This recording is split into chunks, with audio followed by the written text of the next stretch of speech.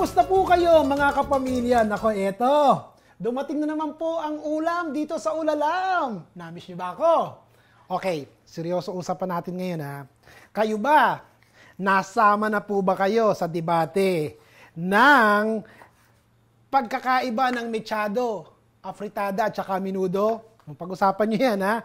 Habang ito, gumagawa ako. Walang kokontra. Gagawa ako ng mechado. Mechado ko po ito. Ito version ko ng mechado. Walang kokontra ha.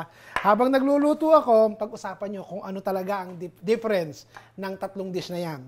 Una, nagpainit po tayo ng kalan. Bakit ka mo? Kasi magsisir tayo ng ating karne. Okay? 2 tablespoons. Mainit. Kinakailangan mainit. Sabi ko, version ko to ha. Yung iba kasi hindi nagsisir eh. Bakit tayo nagsisir? Para masir yung flavor. Para malak yung flavor sa loob ng karne and then we will add the rest of the ingredients. Kailangan po mga kapamilya, when you cut the meat, it should be against the grain para ma-break yung connective tissue. Ano ba ibig sabihin nun? Para madaling lumambot. Okay?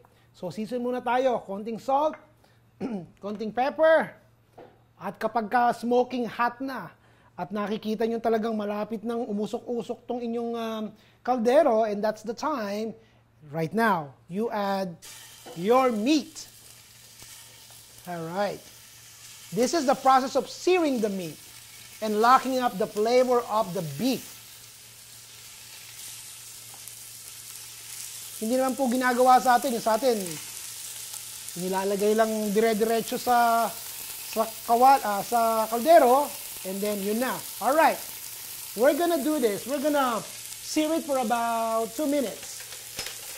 Hayaan natin yan. Alright. Let's put this on the side. I'm gonna wash my hands. Ang mechado po, galing naman talaga sa Spain yan, di ba? Kasama sa pamilya ng cocido.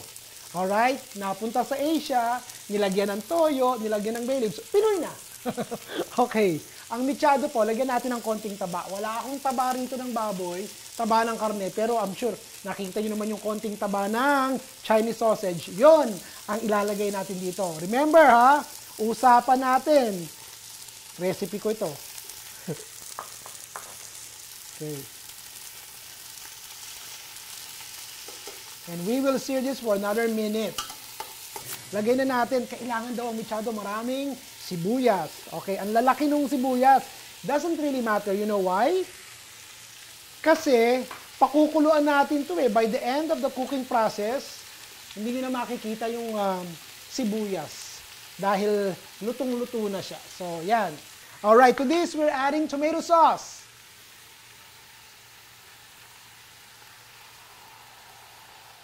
Okay.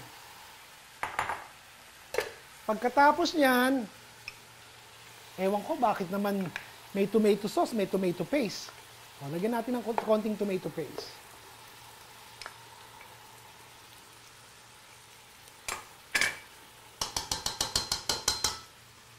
Lots of garlic.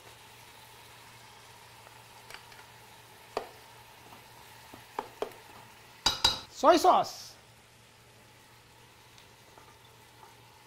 About 2 tablespoons.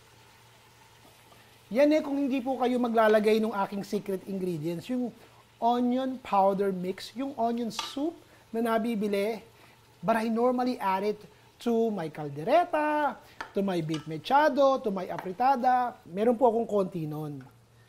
Right here. So I'm gonna add maybe about a tablespoon.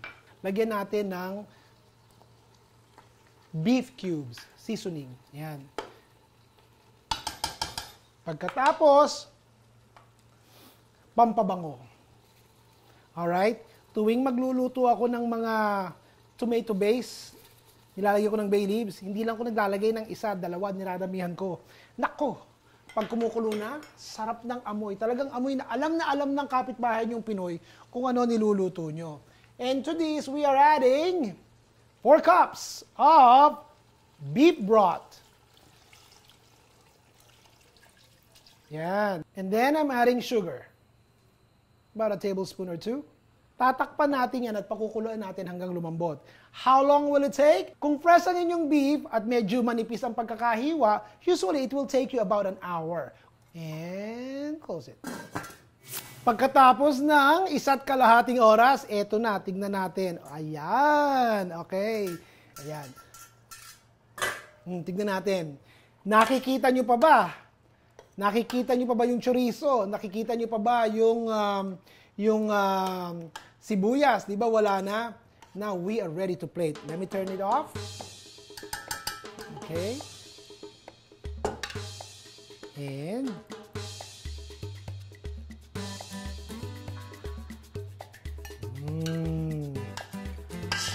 amoy mo yung laurel, yung dahon ng laurel. Okay. Alright. And to finish, hayaan nating mag-melt. Maluto ang keso sa ibabaw ng lichado. Okay?